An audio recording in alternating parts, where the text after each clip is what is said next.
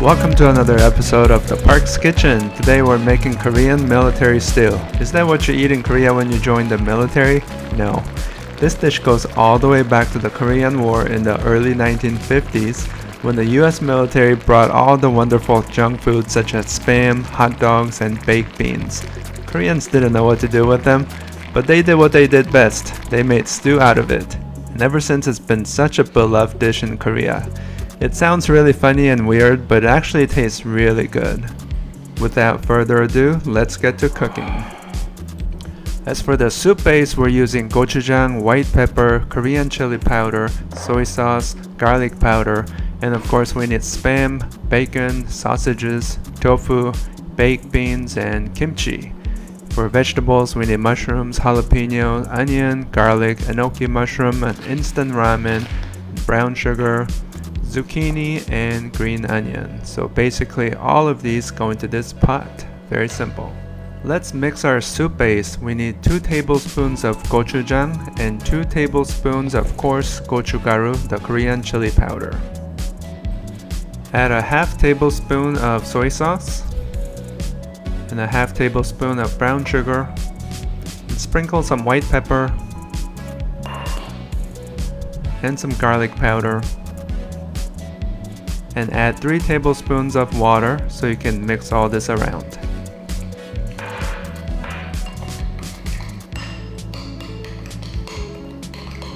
Add a little bit more water if you have a hard time mixing this around. There is a lot of powder here, so a little bit of water helps.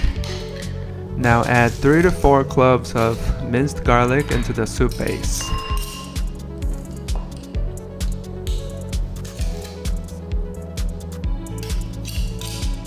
And mix around this soup base some more. Once this is all mixed in, your soup base is all done. Now we're gonna start adding all the ingredients to our military stew, starting with Spam. Slice it thinly, and I do like putting these large slices into the stew without cutting further. Once you're done, just stack them up in the corner of your pot. I got 3 slices of bacon here. You do want to slice these into small pieces though.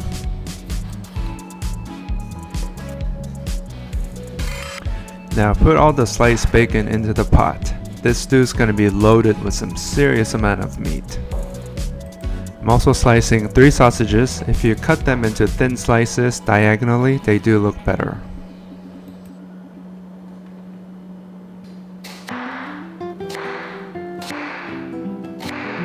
Cut half an onion. I wish my pot was a little bigger because I could only fit in maybe 2/3 of it. Adding half cup of kimchi here. Make sure you use ripe ones. Normally when I buy or make kimchi, I enjoy them fresh until they become too ripe, and then they're perfect for soups and stews. Also just added some button mushrooms. I'm also adding half a zucchini. Hoping all the vegetables I'm adding will make this dish remotely healthy. I'm slicing some jalapenos, both green and red, so I can add them later. I don't start cooking with it in the stew because I prefer them somewhat fresher and crunchier, so I add them later at the end, almost at the same time I add green onions. Now I'm chopping some green onions. I like them in bigger pieces for the look of it. Slicing half a tofu. This I'm adding into the stew now. Add a few spoonfuls of baked beans, which comes out of a can of course. Now remember that sauce or that soup base we made earlier? It's time to pour that in. So this is a lot of sauce, and it's the right amount for 3 cups of water. If your pot is not big enough, just make sure you adjust the amount of water and the sauce accordingly. Finally, everything is in the pot to start cooking. Notice we have some garnish items still on the chopping board, including some ramen noodles and a slice of cheese. Once the pot starts to boil, we're gonna cook them in so they don't get overcooked. As the water heats up, try to loosen up the soup base to mix it in the water.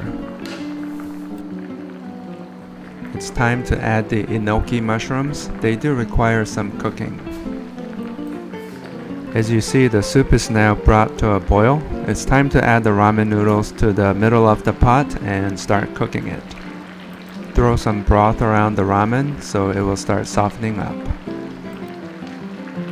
Mixing it around with my chopsticks to make sure the noodles absorb the broth.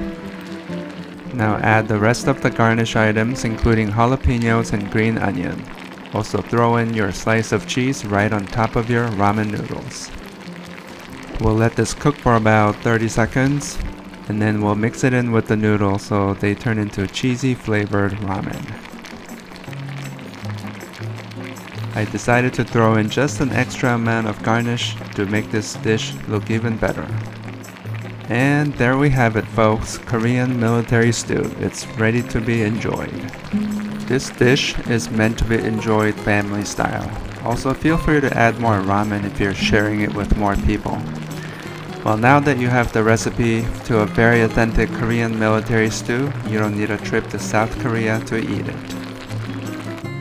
Finally, it's time for me to eat, and I'm hungry and tired from all the chopping and cooking, but I know this stew will just hit the spot. I'm loading up my bowl with a little bit of everything, including ramen and soup. And let us not forget about this big piece of spam. But first thing first, you gotta taste the broth.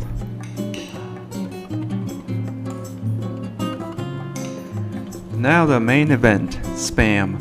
Spam is so good in this dish and it pretty much represents this dish. The Korean military stew without spam is like cheeseburger without cheese. Taking a bite into a tofu, I think it's definitely more than a filler in this case.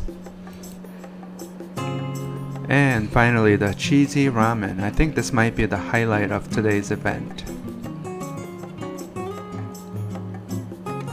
If you enjoyed this military stew recipe video, please hit that like button below. If you're new to this channel, please subscribe for more delicious recipes.